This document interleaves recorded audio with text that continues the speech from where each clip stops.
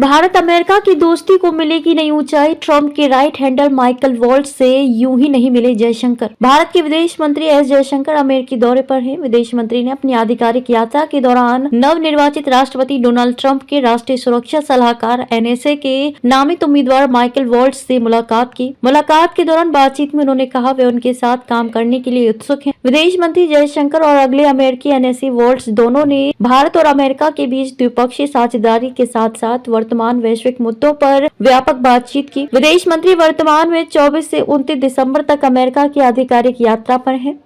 आज शाम वॉल्ट्ज से मिलकर खुशी हुई। ये भारत सरकार और आने वाले ट्रंप प्रशासन के बीच पहली सर्वोच्च स्तरीय व्यक्तिगत बैठक थी। विदेश मंत्री जयशंकर ने एक्स पर पोस्ट किया, आज शाम वॉल्ट्ज से मिलकर खुशी हुई। साझेदारी के साथ साथ मौजूदा वैश्विक मुद्दों पर भी उनके साथ काम करने को उत्सुक हूँ। 50 साल के वॉल्ट्ज 20 जनवरी को राष्ट्रीय सुरक्षा सलाहकार के रूप में जैक सुलिवन की जगह लेंगे, जब ट्रंप संयुक्त राष्ट्र के 47वें राष्ट्रपति के रूप में शपथ लेंगे। 2 दिवसीय सम्मेलन का समापन किया। इससे पहले शुक्रवार को विदेश मंत्री जयशंकर ने कहा था कि उन्होंने वॉशिंगटन डीसी में भारतीय दूतावास की टीम और हमारे महावाणिज्य दूत के एक बहुत ही जरूरी 2 दिवसीय सम्मेलन का समापन किया। उन्होंने एक्स पर पोस्ट किया, फ्लोरिडा के कांग्रेसी माइकल वॉल्ट्ज जो इंडिया कॉकस के सह अध्यक्ष हैं, अमेरिकी राष्ट्रपति चुनाव ट्रंप के नए राष्ट्रीय सुरक्षा सलाहकार हैं। साथ ही वॉल्ट्ज एक सेवानिवृत्त सेना कर्नल है जिन्होंने अमेरिका सेना की एक विशिष्ट विशेष बल इकाई ग्रीन बेरेट के रूप में कार्य किया। वह 2019 से अमेरिकी प्रतिनिधि सभा के सदस्य भी हैं। अमेरिका को लेकर घबराए हुए हैं देश। विदेश मंत्री एस जयशंकर ने इससे पहले ये भी कहा था, राष्ट्रपति चुनाव के बाद बहुत से देश अमेरिका को लेकर घबराए हुए हैं, लेकिन भारत उन देशों में शामिल नहीं है। जयशंकर ने यहाँ एक कार्यक्रम में कहा, मुझे लगता है कि राष्ट्रपति ट्रंप को की गई पहली 3 फोन कॉल में प्रधानमंत्री भी शामिल थे।